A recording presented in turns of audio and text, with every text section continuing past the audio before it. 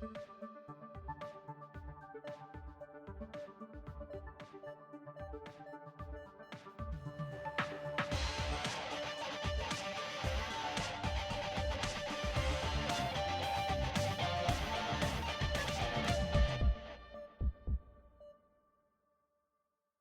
podcast listeners, this is Fawaz Al-Mufti, and welcome to another episode of the Neurocritical Care Society podcast. Disorders of consciousness occur following disruption of the brainstem and or cortical networks subserving arousal and awareness, respectively, or the connections between them, and may manifest as coma, vegetative state, or the minimally conscious state. Among the innumerous challenges imposed by the COVID-19 pandemic, impaired arousal and or awareness after discontinuation of sedation was found to be associated with prolonged mechanical ventilation times and ICU length of stay. Additionally, we know that patients with neurologic complications of COVID-19 are more likely to require prolonged ICU care with increase in hospital mortality. Ultra-early neurorehabilitation has always been one of my pet peeves. There is increasing data, primarily in the form of small case series, suggesting that early neurorehabilitation may improve outcomes. Hence, more recently, there have been calls for increased early neurorehabilitation efforts in this population. And while systematic data supporting the benefits of neurorehabilitation in COVID-19 are limited, case reports suggest early rehab can be safe and effective in COVID-19 critical illness with concomitant depressed consciousness. How would the implementation of an ICU-based early neurorehabilitation protocol affect the recovery trajectories in patients with severe neurologic impairments? Today you will hear Dr. Lindsay Gurin, on behalf of her co-authors, discuss their experience during the peak of the pandemic in their recent publication entitled Early Neurorehabilitation and Recovery from Disorders of Consciousness After Severe COVID-19. I hope you enjoy this episode.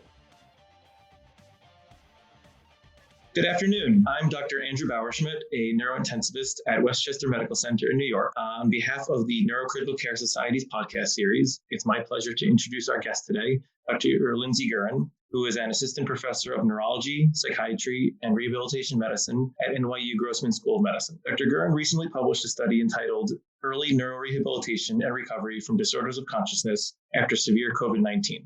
This paper described a pilot study enrolling 21 patients with significantly impaired consciousness following severe COVID. These patients underwent a neurorehabilitation program, and outcomes were analyzed with a specific focus on the time frame and risk factors associated with recovery of consciousness and awareness. Dr. Gurin, thank you so much for joining us today. Great, thanks so much for having me. I want to get started by asking you, can you just describe what did this neurorehabilitation program involve, and did it vary from standard rehabilitation practices? Yeah, so, I'll tell you about sort of the context of this. Was really, this occurred during the first wave of the pandemic in New York City, where basically, so for reference, I work in inpatient rehab at Rust Rehab at NYU, where we take care of people with disorders of consciousness, but typically on the acute kind of rehab setting, not in the main hospital, not in the ICU. But what we were hearing was, in part because many of our therapists had been sort of pulled to work at the acute care hospital with all of our ICUs filling up, we were hearing about patients who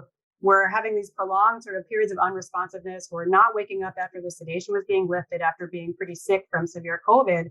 And our therapists were bringing up this question of, could we do some of the things that we would do for these patients in acute rehab? Could we do them here in the ICU?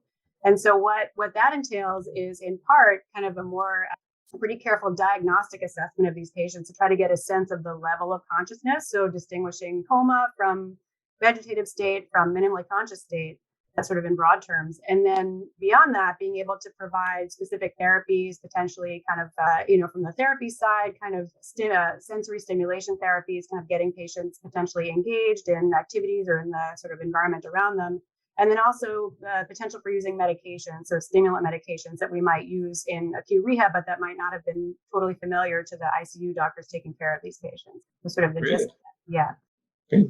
And it sounds like this was both a therapeutic effort and also a diagnostic effort. And the outcomes for this study, and obviously the day-to-day tracking of how patients were doing, were centered around the use of the Coma Recovery Scale Revised, or the CRSR for short.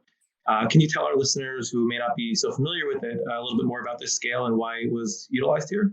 Yeah, and so the JFK Coma Recovery Scale Revised, this was published by Joe Giacino and his team, I think in maybe 2003, 2004. And essentially, this is a pretty nuanced assessment of level of consciousness. And it breaks down, it's a 23-item scale. And it breaks down into a certain number of categories. And essentially, what we're trying to do is get this patient to demonstrate behavioral evidence of consciousness. And so the elements that we look at are auditory function, so responding to sound, visual function, tracking, being able to reach for things visually in the environment. Motor function, and that can be anything from kind of reflexive withdrawal all the way up to functional object use. There's an oromotor kind of verbal function scale, so kind of being able to speak intelligibly. There's a communication scale, and then we look at overall arousal. And so based on the items on these subscales, you can try to distinguish who is potentially in a vegetative state from those in a minimally conscious state. And, this is sort of historically two states that were pretty difficult to disentangle, but we know it is important to distinguish them in part because patients who achieve the sort of minimally conscious state within a certain time period after their acute injury, we think are more likely to continue on to recover. And so, we sort of have become interested in evaluating that in patients who are kind of not responsive. And in part, what we were trying to do, all the patients who were included in this study were people who had already been in the hospital for like over a month. I think the sort of median length of stay was somewhere like 70 days or something like that. And so, we were trying in part to identify some, patients who potentially could benefit from certain strategies to help them get out of the ICU and maybe make it over to rehab. Great. Yeah, I think that was probably the biggest. During COVID, patients had tremendously long ICU stays, tremendously long hospital stays, and anything you could do to improve that was welcomed by everyone and to unfortunately free up another bed for someone else, but to get people moving forward in their recovery. So while you're using that, the CRSR is known as a fairly reliable scale with regards to inter-rater reliability. However, it's been almost exclusively used in the long-term rehabilitation setting. And you seem to account for major confounding variables such as heavy sedation use by documenting when those were last used and trying to sort those things, separate them out. It does seem to me that was one of the things when reading your paper there's just so much going on in the ICU setting and so many potential confounding factors in that environment. So much more noise to be able to pull out any signals. What was your experience trying to use that scale in that ICU environment? Yeah, so this was a huge challenge, in part just because, as you say, the nature of the ICU environment just kind of makes a number of these things difficult, but also particularly the COVID ICU environment really was at that time, we were really very restricted in terms of how much you could be in the room with people. We were very restricted in terms of things that you would ask people to do on this scale normally, like, giving them a chance to speak or try to vocalize using a speaking valve. We're not allowed because we were trying to maintain a closed system with the sort of respiratory, sort of machinery. And so there were a number of limitations on what we, could expect on this scale. And so the way that we got around that in this study, which, I think is sort of the best we could do, it wasn't ideal, but the way we got around that was using, instead of, the sort of way that you would normally diagnose level of consciousness using the CRSR would be to kind of look at specific scores on subscales, and certain combinations will give you a diagnosis of minimally conscious versus vegetative. We use a total score, which, we did, acknowledging that we might be missing probably some people who would have maybe reached minimally conscious if we had used all the subscales. But the concern was that, one, we were not always reliably getting all the subscales. And then also, we just felt that there were some subscales that people just could not achieve the maximum given the limitations of the situation. Mm-hmm, mm-hmm. Your paper presents a tremendous amount of data. Yeah. Yes, it does. Many tables, tremendous amount of data, which is fantastic. That being said, for our listeners, and what were the main takeaway conclusions that you feel are most important? Clearly describes observationally, what happens to these patients and some differences between those that did achieve minimally conscious state versus those that didn't. But there's a lot to sort through. What do you think were the most important observations? Yeah, I think the main takeaway here really is that for the people who reached the minimally conscious state, which we were taking as a benchmark for potential for further recovery, the people who did that did not do that until a median of 8 days after continuous sedation was stopped. And so that's huge in ICU time. I have to tell you guys, it's so long that you're waiting for this person to wake up. And the people who did sort of, to reach that benchmark, they were not distinguishable at the beginning from people who did not. And so I think this is the case for patients in disorders of consciousness in general. We're often trying to work against this kind of tendency toward therapeutic nihilism, feeling like, oh, there's nothing to do. This person is not going to wake up. Actually, some of these people did. And so, sort of holding off on being pessimistic too early, can be useful in these situations. Great. Yeah, I think that was the feeling that, I've always tried to take the approach that unless I can say confidently that there's some structural injury on brain imaging or clear physical exam that it shows a structural injury, something that is biologically going to be very difficult to recover from. The assumption should be that this person could recover until they don't, to give them that opportunity, as you said about therapeutic nihilism. And I think this, at least in this population, really does enforce that. Compared to your experience with other patients who say, somewhat analogously, say in the ICU for a severe sepsis or bacterial infection and multi-organ failure, they who were in the ICU intubated for a similar period of time, the recovery seems sometimes with COVID patients different and longer. Did you get that sense? Yes, we definitely got that sense, both with the study and then in the people we were seeing clinically who were making it to rehab. And, I think one of the things that, really coming out in the acute care of these patients who were very ill was just the need for how much sedation we were needing to sort of initially help these patients stay on the ventilator. I think that translated into potentially needing more time to clear out sedating medications later. That was one of the findings in the study, that particularly fentanyl, it seemed that the longer people are on fentanyl, the sort of slower it was for them to recover. The other thing that we saw, pretty uniformly in these patients was just profound neuromuscular weakness, much more than I think we were, been seeing in sort of other comparable sepsis sort of type pictures. And, that also, plus the fact that patients were getting a lot of paralytics also to stay on the vent. And so, that I think also may have made it difficult to see that people were making a cognitive recovery when they couldn't sort of behaviorally show it to us. I think there was a delay in what people were able to show until they made some of that motor recovery. Absolutely. Yeah, definitely more and more data comes out about COVID patients, and there is something unique happening in the brains as well, even though it doesn't seem, it seems like a more systemic illness, but we're seeing more and more. Speaking of that, every patient in your study had MRI imaging. And it looked like the majority had T2 hyperintensities, as well as 71% had susceptibility weighted imaging lesions. And I didn't see any details published about it, but did you find any specific localization of where these lesions were with regard to clinical outcomes? It would be really interesting, at least in my book, to see if there was a greater preponderance of injury to structures known to be crucial for arousal and maintenance of conscious awareness. Did you look at that data at all?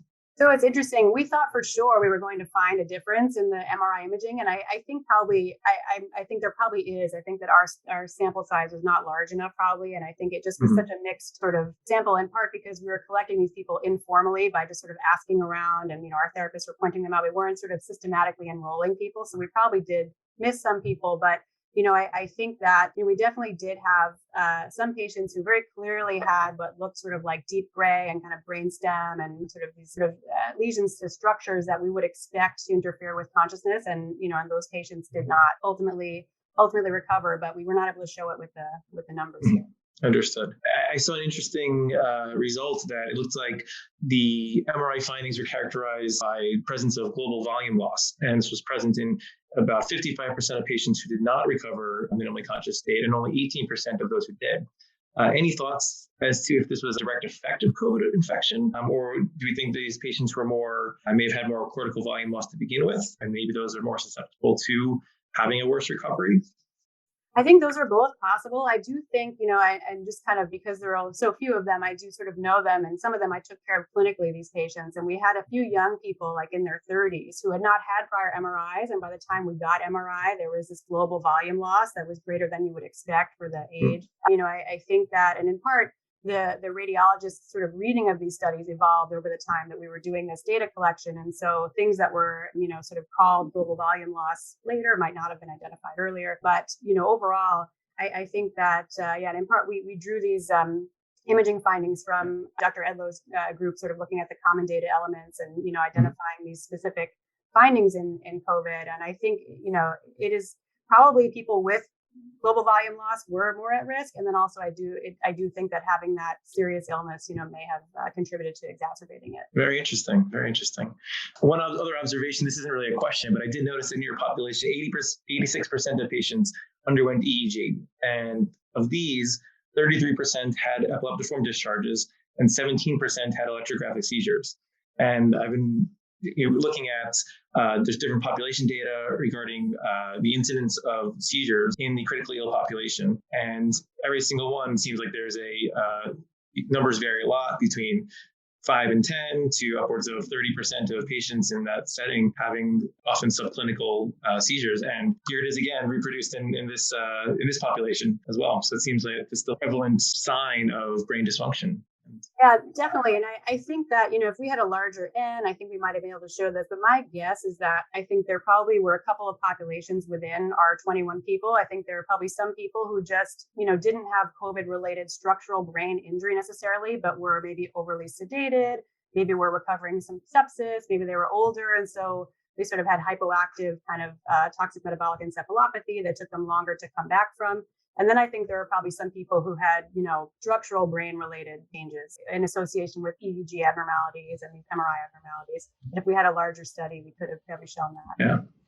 Well, it seems like your study definitely contributes to the growing body of literature about COVID and the neurologic implications of it, and the implications, I think, for a lot of people out there taking care of these patients and on that cusp of recovery and hopeful, but they're definitely a unique population.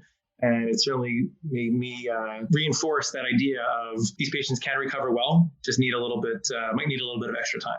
Yeah, definitely. And I think one thing that we're trying to sort of build on from this study is just even in the non-COVID ICU population, being able to sort of these patients who are for other reasons on the vent forever or sort of not waking up, and kind of being able to try to incorporate this type of diagnostic assessment and potentially early rehab to, try to mobilize other non-COVID patients. So we're sort of in the process of working on that now, having put this mechanism in place for the COVID patients. It's definitely, it seems like a promising road, moving therapy earlier and earlier and getting people mobilized earlier and earlier, and seems to make a big impact. I want to thank you for joining us today, and thank you for your work. And it's been a pleasure. Great. Thank you so much for having me. Thanks for listening to the NCS podcast. The NCS podcast is produced by the Neurocritical Care Society, whose mission is to promote quality patient care, professional collaboration, research, training, education, and advocacy in neurocritical care. Our production staff includes Tariq El-Maghribi, Andrew Barishmet, Leonid Groisman, Atul Kalanuria, Lauren Kaufman, Cassie Cronfield, Holly Ledyard, Lindsay Marchetti, Alexander Reynolds, Lucia Rivera-Lara, John Rosenberg, Jason Siegel, Zachary Threkold, Teddy Yoon, and Chris Zammit. Our administrative staff and senior producer is Bronnie Rousseau. Music by Mohan Kadapali from the University of Miami Division of Neurocritical Care. If you like our show and want to learn more about us, check us out on Twitter, Facebook, or LinkedIn. The NCS podcast is available on NCS On Demand, iTunes, and wherever you get your podcasts. I'm Fawaz Al-Mufti, and thanks for listening.